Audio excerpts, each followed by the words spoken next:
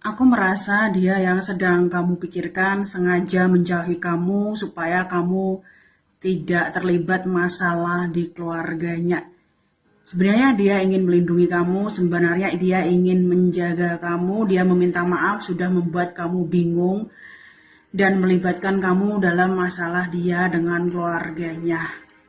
Diam-diam dia masih menginginkan kamu, diam-diam dia masih mencintai kamu dan berharap kamu baik-baik saja meskipun tanpa dirinya. The Hulk. Dia berharap bisa memperbaiki hubungan dia kembali. Dia meminta maaf sudah membuat keputusan yang tiba-tiba di luar rencana kalian berdua.